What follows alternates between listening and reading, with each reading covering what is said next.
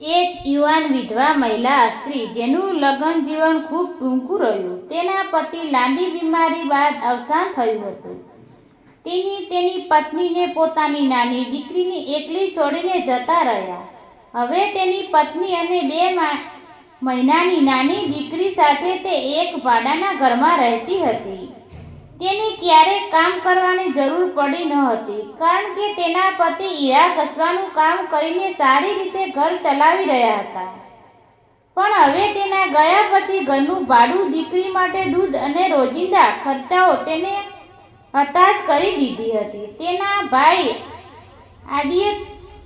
ભાઈ પાસે મદદ માંગવા ગયો, પરંતુ તેણે કહ્યું, અમારી પોતાની જવાબદારીઓ છે, તું તારું જાને જોઈ લે. તેની વાત સાંભળીને તેનું હૃદય તૂટી ગયું.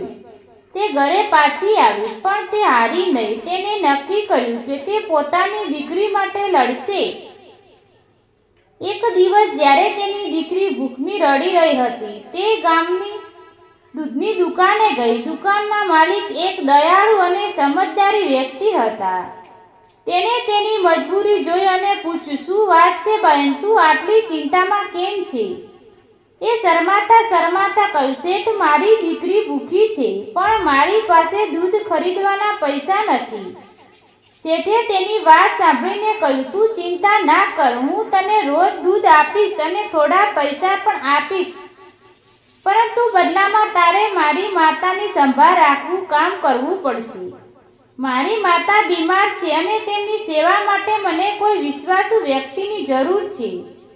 તેને આશ્ચર્યથી પૂછ્યું, શું હું આ કામ કરી શકીશ? શેઠે હસીને કહ્યું, હા બેન, તું એક માતા છે અને બીજાની સંભાળ કેવી રીતે રાખવી તેની ખબર છે.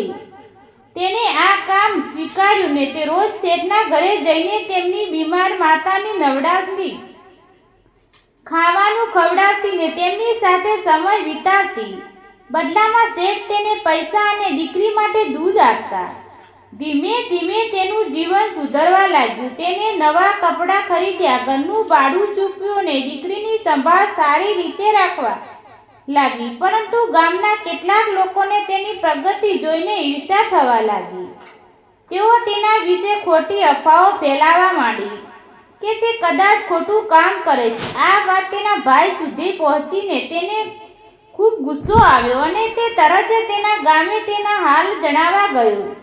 જ્યારે ભાઈ તેના ઘરે પહોંચ્યો ત્યારે તેને ખબર પડી કે શેઠના ઘરે જ છે. ગામના લોકો તેને શેઠના ઘરે લઈ ગયા અને કહ્યું, જો તારી બહેન ત્યાં જ છે. ભાઈ ગુસ્સામાં શેઠના ઘરે પહોંચ્યો, પણ તે દ્રશ્ય જોયું તે જોઈને તેની આંખો ફાટી ગઈ. તેની બહેન શેઠની બીમાર માતાને ચમચીથી ખવડાવતી રહી હતી. તેની નાનકડી દીકરી નજીકના ખુશીથી રમી રહી હતી. ત્યારે ભાઈને સમજાયું કે તેના પોતાની બહેન પર ખોટી શંકા કરી હતી. તેણે પોતાની ભૂલનો અફસોસ થયો. શેઠ તેને બધું સમજાયું. તારી બહેન ખૂબ મહેનત કરે છે, તે મારી માતાની દીકરીની જેમ સંભાળ રાખે છે. તેની હિંમતને ઈમાનદારીથી તારા કદર કરવી જોઈએ. ભાઈ પોતાની ભૂલનો ખૂબ અફસોસ થયો. તેણે બહેનની માફી માંગી અને કહ્યું, બહેન, હવે હું તને ક્યારે મદદની જરૂર હશે તો હંમેશા તારી સાથે જ છું.